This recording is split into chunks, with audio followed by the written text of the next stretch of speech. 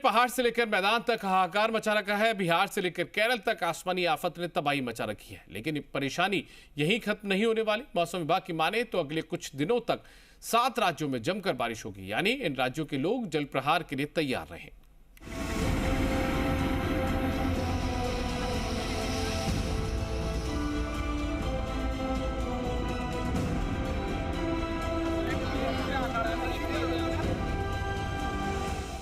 सड़कों पर सैलाब, उफान पर नदियां, पहाड़ों में मॉनसून का रौद्र रूप और मैदानी इलाकों में दहशत के बादल जमकर कहर बरपा रहे हैं। पहाड़ों से लेकर मैदानी इलाकों तक देश के कई राज्यों में इस वक्त भारी बारिश हो रही है। भारी भरकम बारिश का ये दौर अभी आने वाले दिनों में और परेशानी लेकर आ सकता है, क्योंकि मौसम विभाग ने अलर्ट जारी किया है कि आने वाले कुछ दिनों में देश के 7 राज्यों में जमकर बारिश होगी, जिसमें हिमाचल प्रदेश से लेकर राजस्थान, पंजाब, हरियाणा, मध्य प्रदेश, केरल, उत्तराखंड में आने वाले घंटों में भारी बारिश का अंदेशा जताया गया है।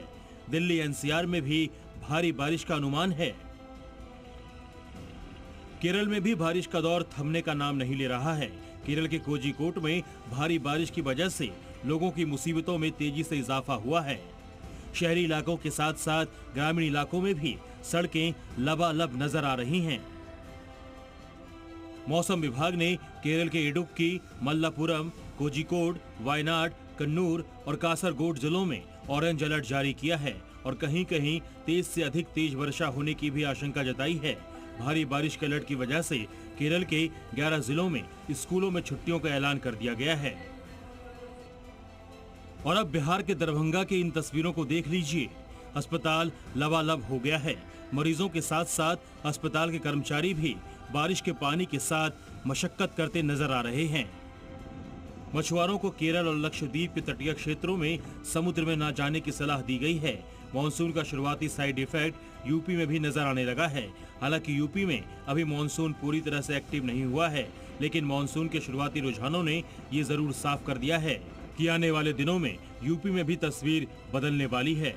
नोएडा और गाजियाबाद में हुई बारिश ने ट्रैफिक की रफ्तार पर ब्रेक लगा दिया।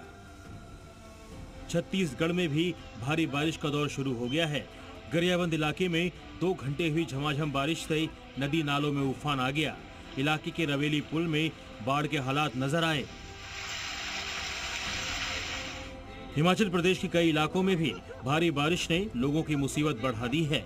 पहाड़ी नदियों में अचानक जलस्तर बढ़ने की वजह से ऊना में कई लोग फंस गए।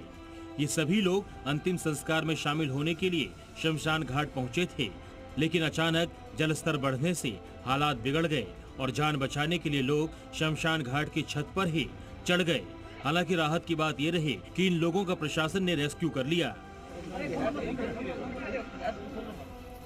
अभी मॉनसून का पूरा सीजन बाकी है, लेकिन मैदान से लेकर पहाड़ तक, उत्तर से लेकर दक्षिण तक बादल जमकर बरस रहे हैं और आने वाले दिनों में आसमान से बरस रही आफत से और परेशानी बढ़ने वाली है।